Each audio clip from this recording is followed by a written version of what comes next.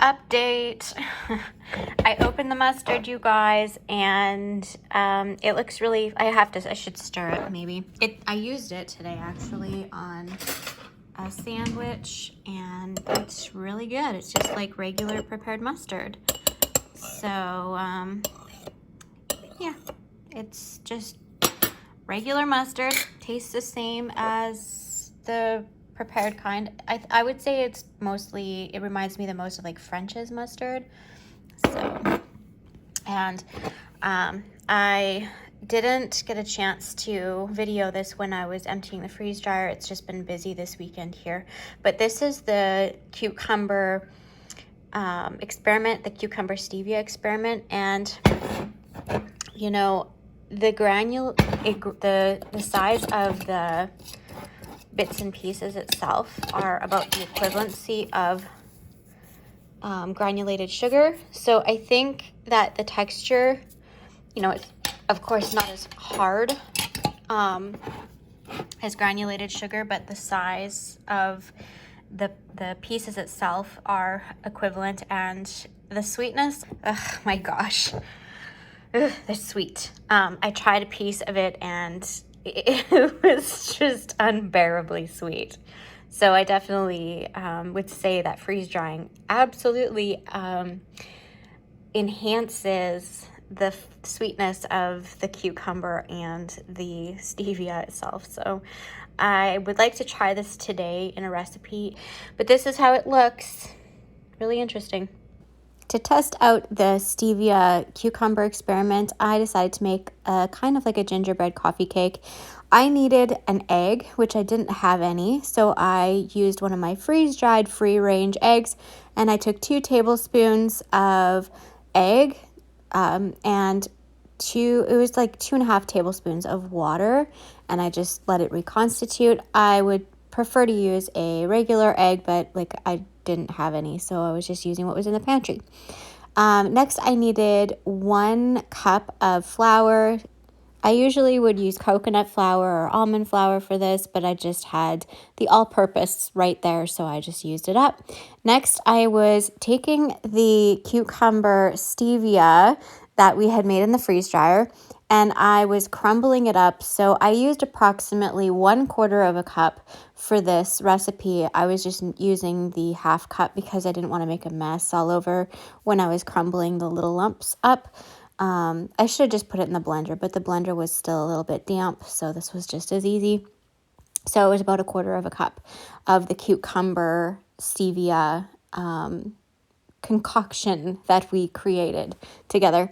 Next, I put in approximately 2 teaspoons of cinnamon, and then I added 1 teaspoon of ginger, and I could have used fresh ginger, just grated it in. That would have been just as good, but but 1 teaspoon of ginger. And then I used approximately 1/2 of a teaspoon, maybe a little bit more, of allspice. I didn't measure it. I didn't feel like popping that top part off, so I just wung it.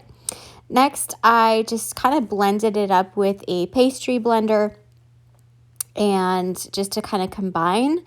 And then I added approximately 4 tablespoons of butter to sort of like make it into a crumbly, sort of like, well, just like a crumbly crumble, because we're gonna reserve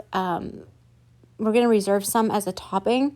So this just makes it easier, so I don't have to do the cake and then the topping. I can just do it all in one and reserve some of it so that I'm not doing it twice. So that was this is my way of cheating a little bit and just being lazy. So I reserved about 1/3 of a cup of that mixture. Next, I took and added 1 teaspoon of baking powder and 1/2 of a teaspoon of baking soda. And then usually I would use like cashew milk, but I didn't have any cashew milk. I didn't feel like making any. So I just took a 1/2 of a cup of freeze-dried, it was freeze-dried sour cream. I was going to use yogurt, and then I realized this was sour cream because I made a mistake with my labeling, but that's okay. It still works okay. So I used about just a 1/2 of that dry, and then I put in the equivalency of that in water. And then I added about a tablespoon of molasses and then the egg mixture, which was the equivalency of 1 egg, and just kind of blended that all together until well combined. And then I just, I think what would really have worked the best for this recipe to make it work more like it normally would for me when I typically make it is I should have reconstituted the sour cream or just use water, but I think I should have reconstituted the sour cream instead of adding it separate from the water. And when I added it as a powder, it didn't work as it normally would for rising. So that part was a flop.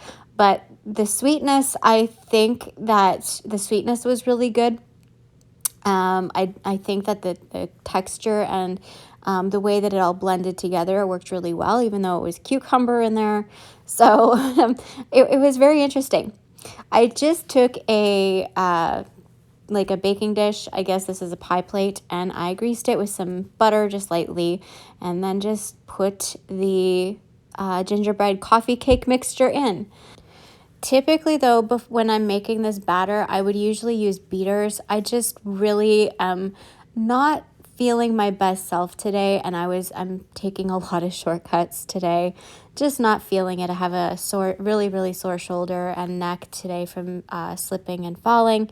So I'm just being really cautious of how much I'm doing and just kind of taking it easy. And so I would say don't skip the step of beating this with beaters and reconstitute things properly if you're using freeze-dried, or most importantly, just use fresh ingredients, and then you don't have to have the extra steps. But this is a pantry challenge, and I definitely want to use what's in my pantry. So there's that. This part I messed up on. Usually what I would do is I would add some more cinnamon into this crumble, and I would add more sugar, and I forgot. So I just sprinkled on the crumbs that we had reserved. I then baked it at 350 for 25 minutes until a toothpick come out clean, and cooled it on a rack, and it was delicious.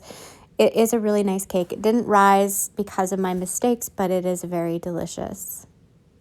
Thanks for watching. I hope you enjoyed, and I hope it inspires you to try something new. Bye for now.